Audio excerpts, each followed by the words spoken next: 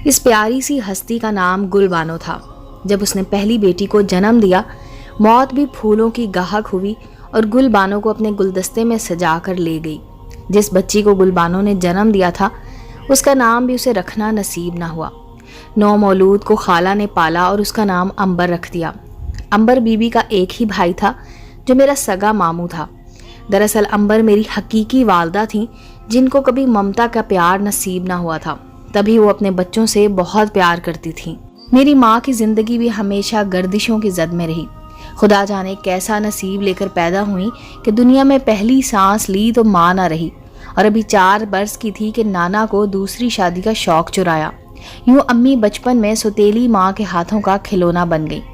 دوسری شادی کے فوراً بعد نانا بیٹی کو اس کی خالہ سے لے آئے اور بیوی کے سپرد کر دیا۔ اس کٹھور عورت نے اتنے دکھ دیے کہ معصوم بچی کا دل پتھر کا ہو گیا۔ ابھی وہ 16 برس کی تھیں کہ ان کی شادی سوتیلی ماں نے اپنے بھتیجے سے کر دی۔ امی کی شادی کے سال بعد نانا فوت ہو گئے۔ سوتیلی ماں نے 2 سال بعد دوسری شادی کر لی اور گھر میں امی کا بھائی جنید اکیلا رہ گیا۔ شادی کے بعد امی نے گھر نہیں بدلا، وہی گھر تھا، مگر سامان سے خالی تھا، کیونکہ سامان تو جاتے ہوئے ہماری نانی سمیٹ کر لے گئی تھی۔ میرے والد کبھی کام کرتے تھے اور کبھی نہیں کرتے تھے، تب وہ سارا دن گھر میں بیٹھ کر حقہ گڑگڑاتے رہتے اور امی کام کرتی تھی۔ وہ ہم دونوں بچوں کو گھر میں چھوڑ کر ایک گارمنٹ فیکٹری میں سلائی کا کام کرنے جاتی تھی۔ تب ماموں ساری دیکھ بھال کرتے اور وہی والد کا خیال بھی رکھتے۔ ان دنوں ماموں میٹرک میں تھے۔ وہ اسکول جانے سے پہلے کھانا بنا کر جاتے تھے تاکہ ہم بھوکے نہ رہیں۔ شوہر کو نہ کمانے کی عادت تھی، لہٰذا والدہ نے بھانپ لیا کہ اب محنت انہی کو کرنی ہے اور گھر چلانا ہے۔ شروع میں وہ ابا سے کہتی تھی کہ مستقل کا کوئی کام ڈھونڈ لو، ورنہ ایسے گزارا نہ ہوگا۔ جب پانی پاؤں سے گزرنے لگا اور ابا کے کان پر جوں نہ رینگی تو ماں نے حالات سے سمجھوتا کرنے کی ٹھان لی۔ ست شکر کے مکان میرے نانا اپنے بیٹے اور بیٹی کے نام کر گئے تھے۔ امی اور ماموں کے سر پر اگرچہ باپ کا سایہ نہ رہا تھا، مگر گھر کی چھت موجود تھی۔ میری بہن کی پیدائش پر گھر میں 1 پیسہ نہ تھا۔ اس آڑے وقت میں ابا بھی غائب تھے۔ ایسے میں پڑوسن کام آئی کہ ہمارے نانا کے پرانے پڑوسی تھے۔ یوں یہ کڑا وقت بیت گیا۔ مجھے بچپن کے دکھ یاد ہیں، بچپن یاد نہیں ہے۔ ہوش سنبھالا تو ماں کو یہی کہتے پایا، کچھ کام سیکھ لو، آگے اور کڑے دن آنے والے ہیں۔ امی کی یہ بات اس وقت میری سمجھ میں نہ آتی تھی کہ وہ ہنر سیکھنے کا کہتی ہیں یا برتن مانجنے کا۔ کچھ رقم جوڑ لی تو ایک سلائی مشین لے آئیں اور سلائی سیکھنے پر اصرار کرنے لگیں۔ یوں بڑی محنت سے انہوں نے مجھ کو سلائی میں طاق کر دیا۔ اب گھر کی آمدنی میں میری محنت سے بھی برکت ہونے لگی۔ ابا تو جو کماتے خود کا خرچہ پورا کر لیتے۔ انہوں نے کبھی ایک ڈھیلا اپنی کمائی کا گھر میں نہ دیا، مگر کھانا وہ ہماری ماں کی محنت کے پیسوں سے کھاتے تھے۔ ان کے باپ ہونے کا ہمیں کوئی فائدہ نہ تھا۔ وہ ماں کے لیے زحمت، مگر ہم 8 بچوں کی پیدائش کا سبب ضرور تھے۔ کالج میں ماموں FA تک پڑھ سکے، پھر ابا کے جاننے والوں نے ان کو پولیس میں اہلکار بھرتی کروا دیا۔ وہ اپنی تنخواہ آدھی امی کو دیتے اور آدھی خود رکھتے۔ گھر ہی انہی کا تھا، جس میں میرے والد بما اپنی فوج کے براجمان تھے اور مفت کی روٹیاں توڑ رہے تھے۔ ان کو قطعی اس امر کا احساس نہیں تھا کہ جب وہ کماتے نہیں ہیں تو ان کے بیوی بچوں کے اخراجات کہاں سے پورے ہو رہے ہیں۔ ابا روب رکھتے تھے اور ہم تو ان سے ایسے ڈرتے تھے کہ جو ہی وہ گھر میں قدم رکھتے ہم کونوں کھدروں میں چھپنے لگتے۔ ماموں نے کوئی کورس پاس کیا تو ان کو پولیس میں ترقی ہو گئی۔ اب ان کو بھی ذرا غرور آ گیا اور وہ ہم کو بوجھ سمجھنے لگے۔ یوں ہم بچے دونوں طرف سے پس رہے تھے۔ اب ماموں کے بھی تیور بدلنے لگے، وہ ہم سے ہی نہیں ابا سے بھی الجھنے لگے۔ ایک روز نہ جانے کس بات پر ایسی زبردست لڑائی ہوئی کہ ابا گھر چھوڑ کر چلے گئے اور ہم کلی طور پر ماں کے رحم و کرم پر رہ گئے۔ اب تو ماموں کی بن آئی۔ ابا کا کچھ لحاظ تھا، کھلے عام ہمیں گالی گلوچ نہ کرتے تھے۔ ماں کام پر جاتی، شام کو 7-8 بجے واپس آتی۔ ماموں دوپہر کو کھانا کھانے آ جاتے۔ میں کھانا بناتی، بہن بھائیوں کو سنبھالتی۔ کھانے میں ذرا دیر ہو جاتی، ماموں کا پارا چڑھ جاتا، اول فول بکنے لگتے۔ مجھے یاد نہیں کہ ابا کے جانے کے بعد ماموں نے کبھی ہم سے بات کی ہو۔ اب میں 20 برس کی ہو چکی تھی۔ ماں تو عمر سے کئی گنا بڑی نظر آنے لگی تھی۔ سخت محنت نے ان کو وقت سے پہلے بوڑھا کر دیا تھا۔ میں نے ان کو کبھی بیکار بیٹھے نہ دیکھا۔ چھٹی کے دن بھی آرام نہ کرتیں۔ پڑوس کی عورتیں ڈھیر میلے کپڑے لا دیتیں اور وہ اجرت پر دھو دیتیں۔ استری اور میری چھوٹی بہنوں سے کراتی تھیں۔ اس روز بھی امی نے تمام دن کام کیا تھا۔ وہ تھک کر چور ہو گئی تھیں۔ شام ہوئی تو انہوں نے چولہے پر کڑھاؤ رکھ دیا۔ بتاتی چلوں کہ کچھ عرصہ سے امی نے فیکٹری جانا چھوڑ دیا تھا، کیونکہ مالک صبح کی شفٹ پر کام دینا چاہتے تھے اور بچوں کی وجہ سے وہ دوپہر کی شفٹ کرتی تھی۔ تبھی انہوں نے پکوڑے بنانے کا کام سنبھال لیا۔ کافی عرصے سے گھر کے باہر شام کو ایک غریب محلے دار اپنی دکان پر گرم گرم پکوڑے بیچتا تھا۔ سارا محلہ اسی سے خریدتا۔ تبھی وہ اکیلا آدمی مال تیار کرنے کے لیے کسی مددگار کو ڈھونڈ رہا تھا۔ امی نے کہا کہ بھائی تیلی، میں تمہارے لیے مال گھر میں تیار کر دوں گی، تم بیسن، آلو، پیاز، مسالے اور تیل مجھے مہیا کر دیا کرو۔ یوں اس کا بھی کام خوب تیز رفتاری سے چلنے لگا اور امی کو بھی اجرت کے ساتھ پکوڑے ملنے لگے۔ اس کام میں ہم بچے بھی ماں کا ہاتھ بٹاتے تھے۔ کہتے ہیں بری گھڑی بتا کر نہیں آتی۔ جس وقت کڑھاؤ میں تیل خوب گرم ہو گیا تو کمرے کے اندر سے میرے چھوٹے بھائی کے رونے کی آواز آئی۔ یہ اتوار کا دن تھا، ماموں کی چھٹی تھی۔ یہ آواز ماموں کے کمرے سے آئی تھی۔ میری ماں بھاگی ہوئی بھائی کے کمرے میں گئیں، سمجھیں کہ مننے نے کوئی نقصان کر دیا ہوگا۔ تبھی ماموں نے پٹائی لگائی ہے۔ کمرے میں جا کر دیکھا، ماموں اپنے پلنگ پر لیٹے تھے اور 6 برس کے بھانجے سے ٹانگیں دبوا رہے تھے۔ منا بیچارہ کمزور سا تھا، اس میں اتنا دم کہاں تھا۔ وہ کہتے تھے ذرا دم لگا، زور سے دبا۔ جب اس سے دبایا نہ گیا، ماموں نے زور کی لات ماری اور وہ پلنگ سے نیچے گر پڑا۔ مردار کہیں گا، کھاتے 3 وقت کا ہو اور تھوڑا سا زور بھی تم سے لگایا نہیں جاتا۔ اماں نے جب یہ منظر دیکھا تو ان کی آنکھوں میں آنسو آ گئے۔ سگا بھائی جس پر وہ جان نچھاور کرتی تھی، وہ بھی اب کتنا سنگ دل ہو گیا تھا۔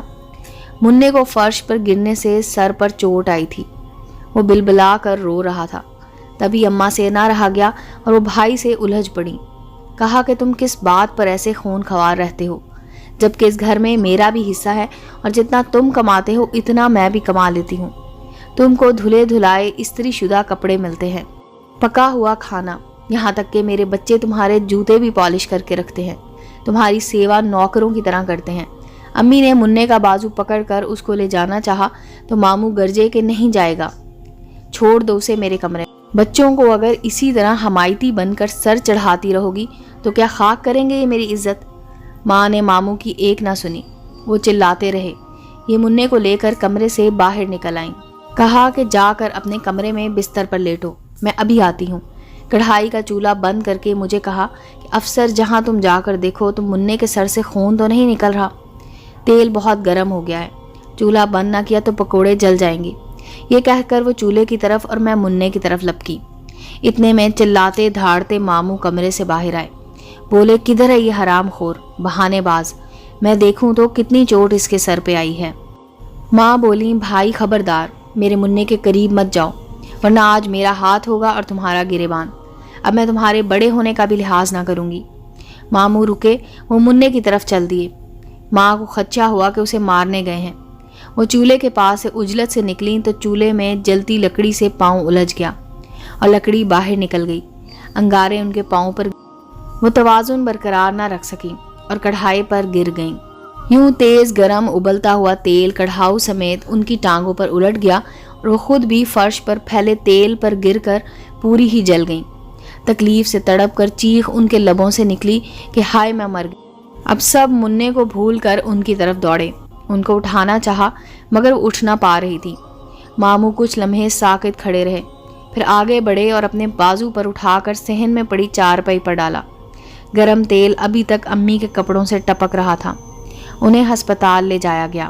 انہوں نے بمشکل اتنا بیان دیا کہ روز دکاندار کے پکوڑے بنایا کرتی تھی، آج عجلت میں پاؤں لکڑی سے الجھا تو میں کڑھاؤ پر گر گئی۔ ہم سے بھی کہا کہ خبردار اس قصہ میں کبھی ماموں کا نام مت لینا، بس یہ اتفاقی حادثہ تھا۔ انہوں نے اپنے بھائی کی صفاقی کو چھپا لیا اور 2 دن موت و زیست کی کشمکش میں مبتلا رہ کر وفات پا گئیں۔ اس حادثے کے بعد ماموں کی فرعونیت کو ایسا سبق ملا کہ اس کے بعد انہوں نے کبھی ہم کو نہ ڈانٹا اور نہ ذلت آمیز سلوک کیا، بلکہ وہ اب ہمارا بہت زیادہ خیال رکھتے تھے۔ انہوں نے میری شادی اپنے ایک دوست کے چھوٹے بھائی سے کروا دی اور میں اپنے گھر کی ہو گئی۔ اس کے بعد میری چھوٹی بہن کی شادی میرے دیور سے ہوئی۔ باقی 2 بہنیں رہ گئیں۔ بھائی چاروں ہم سے چھوٹے تھے۔ مجھے لگا کہ گھر سنبھالنے کے لیے اب ایک سمجھدار عورت گھر آ جانی چاہیے۔ میں نے ماموں سے اصرار کیا کہ وہ شادی کر لیں تاکہ مومانی گھر کا نظام سنبھال لیں۔ انہوں نے میری بات مان لی۔ میں نے کوشش کر کے اپنی نند سے ان کی شادی کرا دی، جو ماموں کی ہم عمر اور سمجھدار لڑکی تھی۔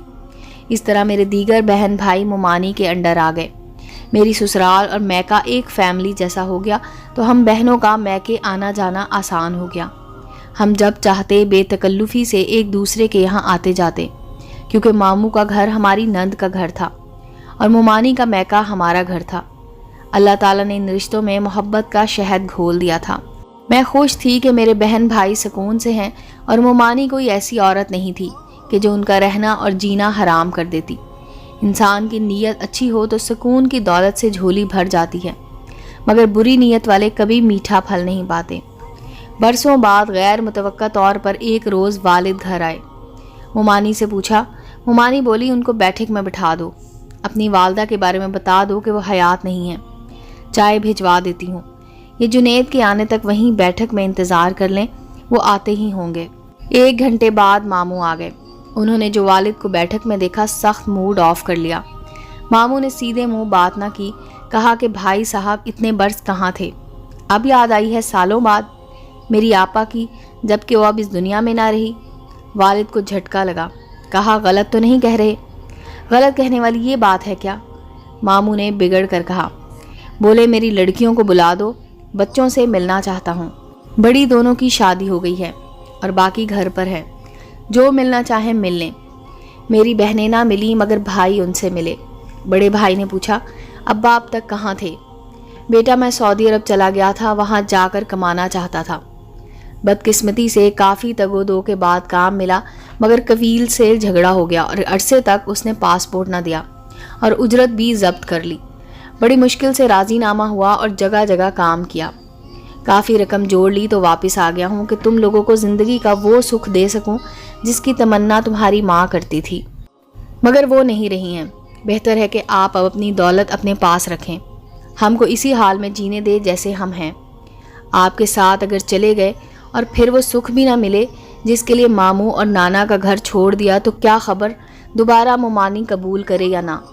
بیٹیوں نے بھی والد کے ساتھ جانے سے انکار کیا۔ وہ خاموشی سے اٹھ کر چلے گئے۔ بعد میں پتہ چلا کہ انہوں نے دوسری شادی کر رکھی تھی اور 4 بچے بھی سوتیلی ماں سے ہیں۔ صد شکر کیا کہ سوتیلی ماں کے پاس نہ گئے، کیا خبر کیسی تھی اور کیا سلوک کرتی۔ اس سے تو مومانی اچھی تھیں۔ آج بھی والد کی یاد تو آتی ہے مگر ہم ان سے مل نہیں سکتے۔ امید ہے دوستو سٹوری اچھی لگی ہوگی۔ چینل کو لائک اور سبسکرائب کریں اور بیل آئیکن کا بٹن دبانا مت بھولیں تاکہ ہر نئے آنے والی سٹوری کا نوٹیفیکیشن آپ کو مل سکے۔ ملتے ہیں اگلی سٹوری کے ساتھ۔